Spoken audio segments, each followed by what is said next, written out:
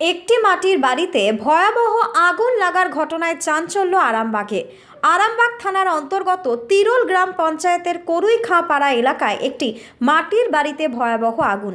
জানা গিয়েছে যে রান্না করতে করতে আগুন লেগে যায় বাড়ির মধ্যে। আগুনের শিখা ওঠায় গ্রামবাসীরা ছুটে আসেন নেভাতে। দমকল কেন্দ্রকে খবর দেওয়া হলে খবর শোনা মাত্রই ঘটনাস্থলে ছুটে আসে দমকল বাহিনী। গ্রামবাসী এবং দমকল বাহিনীর প্রচেষ্টায় আগুন নিয়ন্ত্রণে আনা হয়, কিন্তু আগুন নিয়ন্ত্রণে আনতে আনতেই পুড়ে ছাই হয়ে যায় একেবারে বাড়ির সমস্ত কিছু। ফলে ওই পরিবারের মানুষজন সর্বহারা হয়ে পড়েছেন। কি করবেন কিছুই ভেবে পাচ্ছেন না। ক্ষতিগ্রস্ত এই পরিবারের সকলে এখন সরকারি সাহায্যের দিকেই তাকিয়ে রয়েছে। ঠিক কি ঘটেছিল, এখন কি বলছেন ক্ষতিগ্রস্ত পরিবারের সকলে, শুনুন বিস্তারিত। আরামবাগ থেকে টার্গেট বাংলার বিশেষ প্রতিবেদন। রান্না করছিলাম, রান্না করতে যে জাল দিচ্ছিল সর্ষের খাড়িতে। আমরা গ্যাসেই করি, যে চুলোয় আজকে করছিলাম। আমার শ্বশুরের খাওয়ানো হওয়ার পর কি থেকে যে কি হয়ে গেল, পুরোটাই জ্বলে যে বাড়িতে কাজ করছিল, তাই তো? আচ্ছা, লোকেশনটা ভুল বলে দিয়েছে। ভুল বললে এই ধানের গাদা করি আর সেই হ্যাঁ হ্যাঁ হ্যাঁ আর সেই সময় আমাদের আপনাদের কি করে আনতে যাব আরম্ভ করে দিলে এই যে এত বড় এই গাদা ওইগুলো যে বেঁচে যে এইটাই ভাগে পারতে দেব আমরা এইটাই না। আপনাদের লোকেশনটা ভুল দেওয়ার জন্য এটা হয়েছে। গাড়িটা এই বলেছিলাম চলে আসছে। আমি বলেছিলাম যে আপনার করে হাই স্কুলের কাছে মানুষ রাখবো। আমার বাড়ি অরণখানে ওই যে মার্কেটটা আছে পাঠিয়ে বিলাতে ঘটনা হচ্ছে যেটা যে আগুন লাগার কারণ যে উনুনে রান্না করছিল, আগুন কিভাবে মানে সরে যে কিভাবে লেগে গেছে বুঝতে পারা যায়নি। তো সম্পূর্ণ আমরা পাড়ার এবং গ্রামের লোক এসে অনেকটা আগুন নিয়ন্ত্রণে এনেছি, চতুর্দিকে বাড়ি। হ্যাঁ, তারপরে আমাদের ফায়ার ব্রিগেড আসে। এইরকম অবস্থা, আমরা পাড়ার ছেলে গ্রামের লোকজন নিয়ে আমরা আগুনটা ফায়ার ব্রিগেড এসেছে, ফায়ার ব্রিগেড এসে গেছে, অলরেডি কাজ করছে। তো তার আগে আমাদের ছেলেরা সব গ্রামের লোকেরা আগুন আয়ত্তে এনেছে, ফায়ার ব্রিগেড এবার তারা তাদের কাজ করছে। কটা কি নষ্ট হয়েছে? ক্ষতি হয়েছে, ঠিক আছে। ঘরের তো কিছু নেই, চাল চুলো কিচ্ছু নেই। মানে আগুন লাগলে যেরকম ভাব হয়, চোর চুরি করলেও কিছু থাকে, কিন্তু এই সমস্ত পুরে ছাড়কার হয়ে গেছে। দেখো মড়াই ধান পুরো পর্যন্ত গেছে, দুখানা মড়াইয়ের ধান নষ্ট হয়েছে। চতুর্দিকে মড়াই ছিল চাষি, এদেরও ছিল, পাড়া প্রতিবেশীরও ছিল, সেগুলো গেছে। আপনার নাম? আমার নাম আপন খান। কি দেখলেন, কি পরিস্থিতি দেখলেন? আচ্ছা, আমাদেরকে যখন খবর দেয় আমরা চটজলদি আসবার চেষ্টা করেছি। আমাদেরকে বলেছিল পরেই হাই স্কুলের কাছে গাড়িটাকে দাঁড়িয়ে ম্যান থাকবে, কিন্তু মানুষ থাকেনি।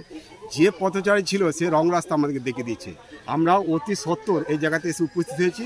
আর প্রায় আধা কিলোমিটার দূরে আমাদের গাড়ি ছিল, সেখান থেকে আমরা জলের মোটর পাম্প, ডেলিভারি হোস, আমাদের যে সমস্ত আগুন নিমন্ত্রণ করতে সাহায্য করে সেই সব জিনিসপত্র এনে আমরা চটজলদি কাজে লাগি।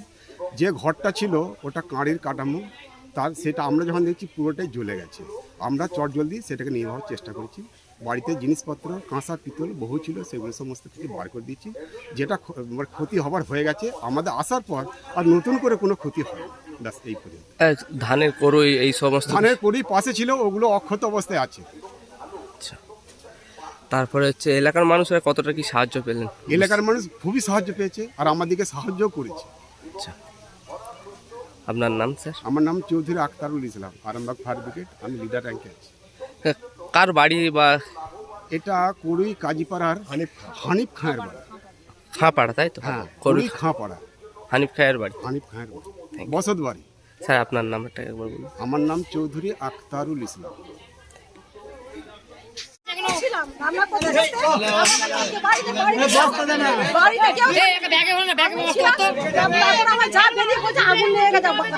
কিভাবে ওখানে উঠলো আমরা বুঝতে পারি না। তারপরে ঝড়ের কথা ধরে গেল, কেউ নাই। আমরা যে আমার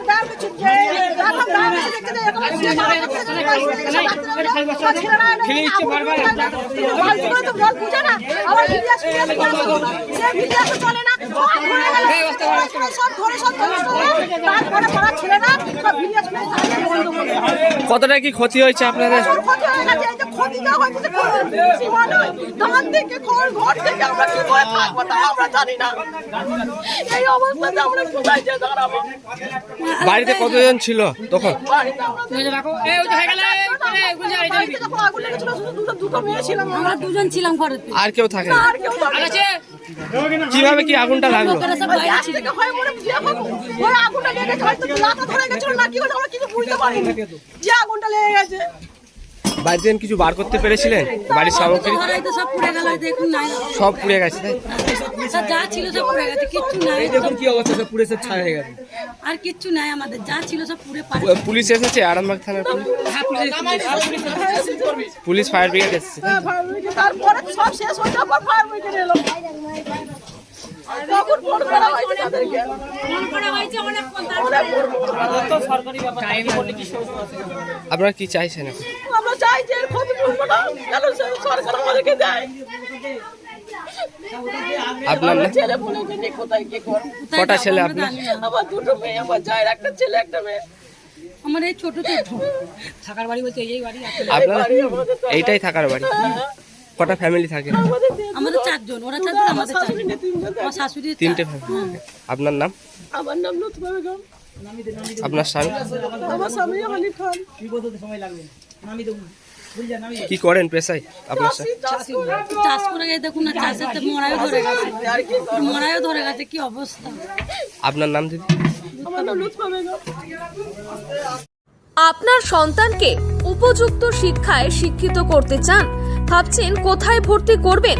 এসে গেছে রাধাশ্যাম মণ্ডল মেমোরিয়াল ইনস্টিটিউট অফ এডুকেশন, স্বামী বিবেকানন্দের ভাবধারায় ইংরেজি মাধ্যমের আদর্শ বিদ্যালয়। বাংলা, হিন্দি, ইংরেজি তিনটি ভাষাতেই শিক্ষাদান। প্রতিটি প্রান্তে ছাত্রছাত্রীদের জন্য স্কুল গাড়ির ব্যবস্থা। Computer, dance, music, drawing, yoga, ব্যায়াম, খেলাধুলা ব্যবস্থা রয়েছে। এছাড়াও পিছিয়ে পড়া শিশুদের জন্য বিনা ব্যয়ে বিশেষ ক্লাসের ব্যবস্থাও থাকছে।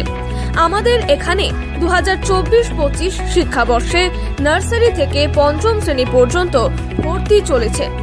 স্থান: আনুর শ্রীরামকৃষ্ণ সারদা আশ্রম অ্যান্ড সংঘ। বিশদে জানতে যোগাযোগ করুন 9933819027 অথবা 8697003376 অথবা 7718544147 এই নম্বরে।